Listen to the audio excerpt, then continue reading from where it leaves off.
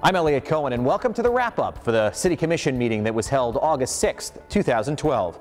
First item up on the wrap-up this time around, a discussion involving the Palm Beach Outlets Mall. The mall was on the agenda for zoning approval and a zoning vote by members of the City Commission, but the conversation turned to other issues concerning the mall. Here's a piece of what happened. Here's my comments, and I'd ask for the consideration of the Commission. When I first heard about the project, obviously it's an exciting project for the community. And in the first meeting that I had with the owners and the team that they had hired, I wanted to know who the general contractor was going to be. I asked these questions, especially in today's environment, to make sure that everybody from architects to builders, designers, cleaners, everybody in this community, when we have the opportunity to make sure that they are working, that we're doing it.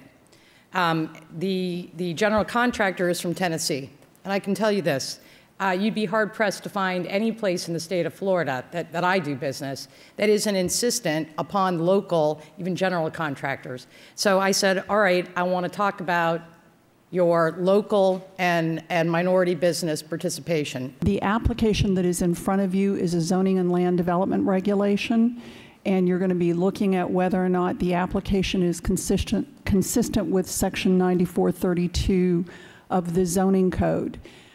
You can't condition that approval on who the contractor is, who the architects are, any of those. It's not part of 9432. I don't think that conversation has been had enough, and whether, despite the fact that it's not conditioned on my support, I still would like 2 more weeks before I'm ready to hear this proposal so that they can come and have a discussion with me and hopefully the rest of the commission about what their other plans are. I need a commitment for each of the trades that you have listed here, and there are a lot of them. How many of these trades can I say can be projected to be filled by minority contractors? Commissioner, no, sir. Before the applicant responds, my apologies to the Commission. What is in front of you is an application for approval under our zoning and land development regulations. I'm going to put them on the record because this is very important. We are creating a record, and we want to be sure that the decisions that you make are within your jurisdiction and are appropriate based on the record that you have. And hiring anybody is not part of Section 9432. It is not one of the criteria. You may not ask the applicant in connection with this pending application who is intended to be hired, who is not intended to be hired. That is not before you. It is not within your jurisdiction. You have an applicant who has done all of the process of the application. It is before you pursuant to our zoning code.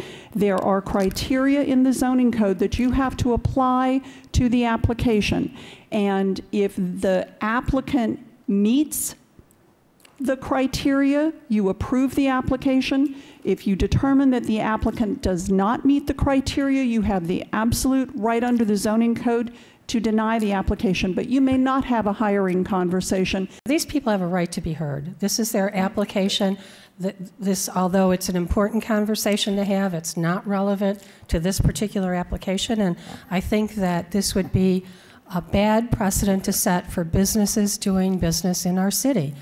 These are people who are coming to our city to do business, and they want to enhance and grow our city, and this would be a really bad precedent to set. I did let the applicant know that I would ask for a continuance. It is not based solely on one thing that I led with. I never got to finish my conversation, but that was coming.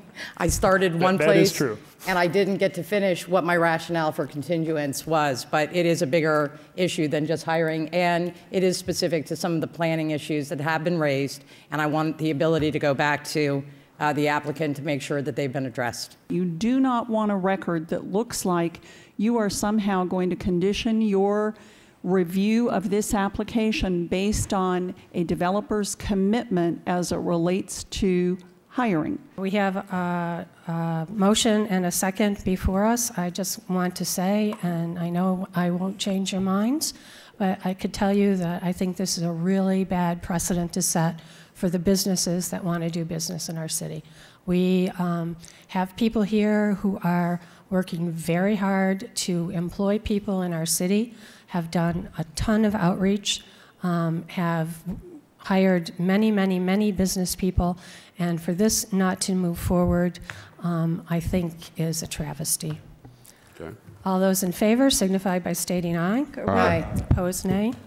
Thank you. Motion carries. Another item on the agenda at the meeting involved the possible construction of a major soccer complex here in the city of West Palm Beach. The piece of land that's being talked about is about 130 acres around 45th Street between Military and Haverhill. One group has come to the city basically pitching the idea of building this major soccer complex there. But at the meeting, at least one commissioner was a little skeptical about that organization's ability to pull off the project. This is a follow-up to your conversation at the Mayor Commission work session where you indicated that you would like us to bring it forward as a surplus and authorize the negotiations. Go ahead.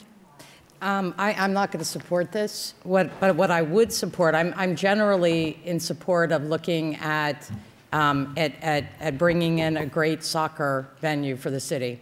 And this probably is a great location. However, I'm not crazy about this as a process. We've had one conversation at a Mayor Commission workshop.